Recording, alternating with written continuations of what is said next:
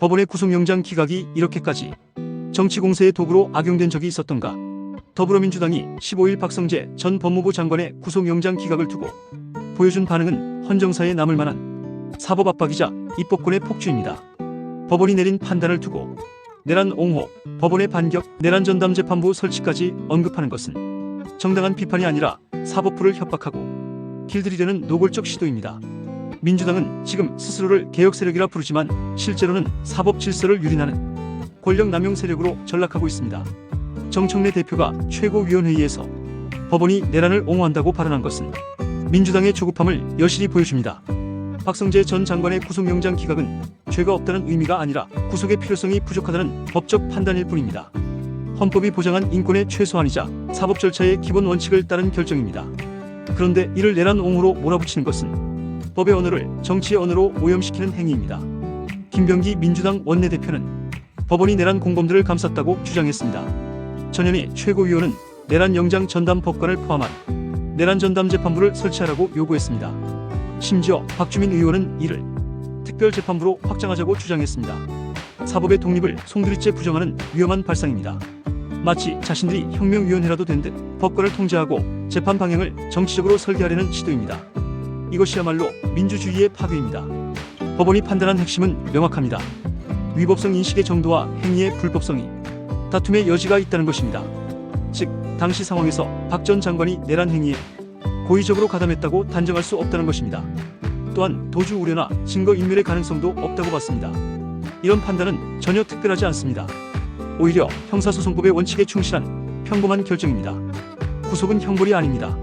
구속은 도주나 증거인멸의 우려가 있을 때만 예외적으로 허용되는 수단입니다. 민주당이 그 원칙조차 부정한다면 그들이 말하는 인권과 법치는 허울 좋은 위선일 뿐입니다. 과거 검찰 수사를 표적 수사라 비난하며 인권을 외쳤던 민주당이 정권이 바뀌자 법원의 불구속 결정을 내란 옹호로 몰고 가는 것은 자기 부정입니다. 조은석 특검은 법원의 결정을 존중한다면서도 납득하기 어렵다며 재청구 방침을 밝혔습니다. 특검이 법리적 이유로 재청구하는 것은 절차상 있을 수 있는 일입니다. 그러나 정치권이 이 사안을 빌미로 사법부 전체를 공격하는 것은 전혀 다른 차원의 문제입니다. 법원의 판단이 마음에 들지 않는다고 내란 전담 재판부를 요구하는 발상은 전체주의의 그림자를 닮았습니다.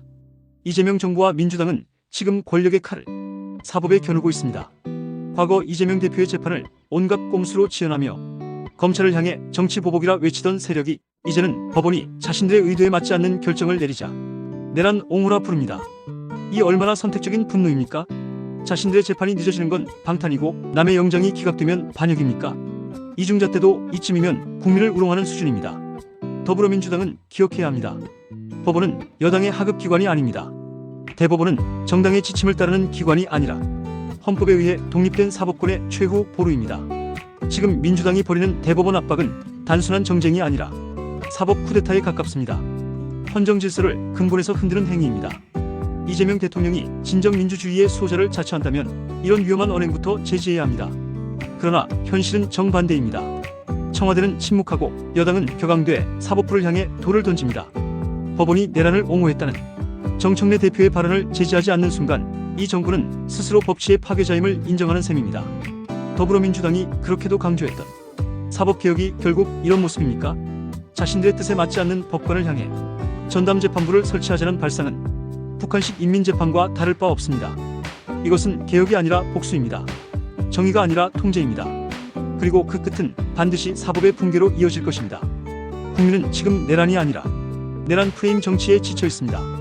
매일같이 내란, 반역, 특검, 구속이란 단어가 뉴스 헤드라인을 장식하지만 정작 국민의 삶은 나아진 게 없습니다. 고물가, 고금리, 청년 실업, 출산율 급락이 현실인데 여당은 사법부와 전쟁을 벌이고 있습니다. 정권이 진정으로 민생을 생각한다면 사법을 정치의 무기로 삼을 게 아니라 국민의 일상으로 시선을 돌려야 합니다. 이재명 정부가 사법부를 압박한다고 해서 내란 사건의 진실이 바뀌는 건 아닙니다. 법은 결국 증거로 말합니다. 법치는 감정이 아니라 원칙입니다. 정치적 분노가 법 위에 설 수는 없습니다. 민주당의 내란 전담 재판부 요구는 결국 자신들이 재판받는 현실의 불안을 사법부 탓으로 돌리는 것일 뿐입니다. 이재명 대통령과 여당이 해야 할 일은 분명합니다. 사법부를 공격할 시간이 있다면 고통받는 국민을 보듬을 방안을 내놓아야 합니다. 검찰과 법원을 적폐 세력으로 몰고 가는 정치적 선동이 아니라 민생을 위한 실질적 대책을 마련해야 합니다. 그것이 국민이 원하는 정치이고 헌정 질서를 지키는 최소한의 의무입니다. 법원이 내린 구속영장 기각은 단순한 판결이 아닙니다. 그것은 사법부의 양심이자 헌법의 작동입니다.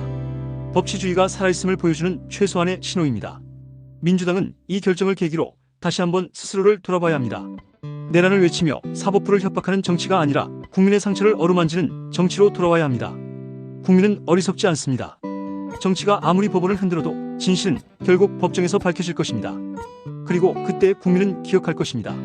누가 법을 지켰는지, 누가 헌법을 짓밟았는지, 그리고 누가 민생 대신 정치 보복의 광기에 빠졌는지를 말입니다. 지금 민주당이 해야 할 일은 단 하나입니다.